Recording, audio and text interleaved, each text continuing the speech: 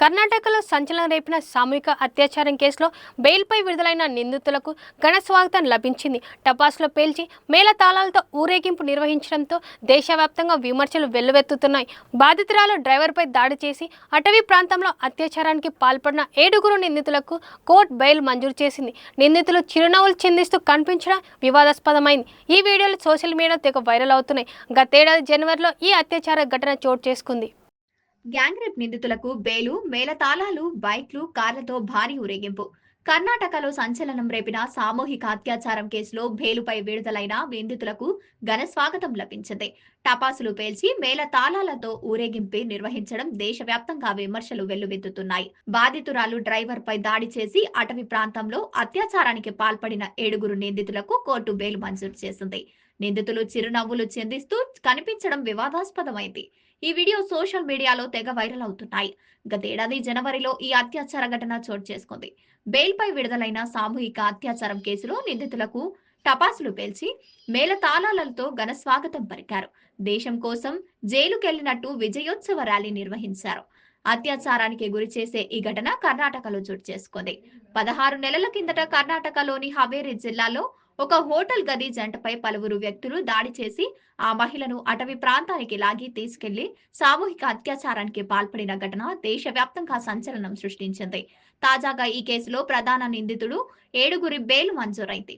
దీంతో వారి స్నేహితులు అనుచరణం కార్లు, బైక్లలో భారీ ఊరేగింపు చేపట్టారు. ఈ ఊరేగింపులకు సంబంధించిన వీడియో ప్రస్తుతం సోషల్ మీడియాలో వైరల్ అవుతోంది.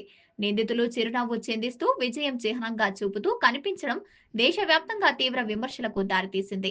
7 ప్రధాన నిందితులు అఫ్తాబు చందనక్కటి, మదాబు సాబు మందక్కి, సమీవుల్లా లానా నాబార్, మహమ్మద్ సదీక్ అగసిమని, షోయాబు ముల్లా, తౌసీపు చోటి, రియాజ్ సవీకేరిలకు హవేరి స్పెషల్ కోర్టు ఇటీవలే బెయిల్ మంజూరు చేసింది. సామూహిక అత్యాచారం కేసులో అరెస్టైన వీరంతా అనేక నెలలుగా జ్యుడిషియల్ కస్టడీలో ఉన్నారు. మైనార్టీ కమ్యూనిటీకి చెందిన బాధిత మహిళ కర్ణాటక రాష్ట్ర రోడ్డు ట్రాన్స్పోర్ట్ కార్పొరేషన్ డ్రైవర్ తో రిలేషన్షిప్ లో ఉంది. ఈ క్రమంలో 2024 జనవరి 8న హనానగర్ లో ఓ ప్రైవేటు హోటల్లో ఈ జంట దిగింది.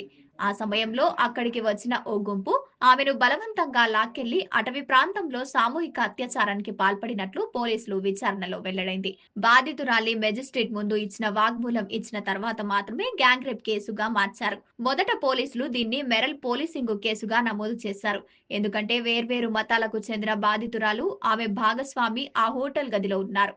జనవరి 11న ఆమె మెజిస్ట్రేట్ ముందు ఇచ్చిన స్టేట్మెంట్ ఆధారంగా గ్యాంగ్ రేప్ సెక్షన్లను జోడించారు. మొత్తంగా ఈ కేసులో 19 మంది అరెస్టు చేశారు. వారిలో 7 ప్రధాన నిందితులు కాగా మిగతా 12 మంది వారికి సహకరించడం లేదా బాధితురాలి శారీరకంగా హింసించినట్టు భావించారు. ఆ 12 మందికి దాదాపు 10 నెలల కిందట బెయిల్ మంజూరైంది.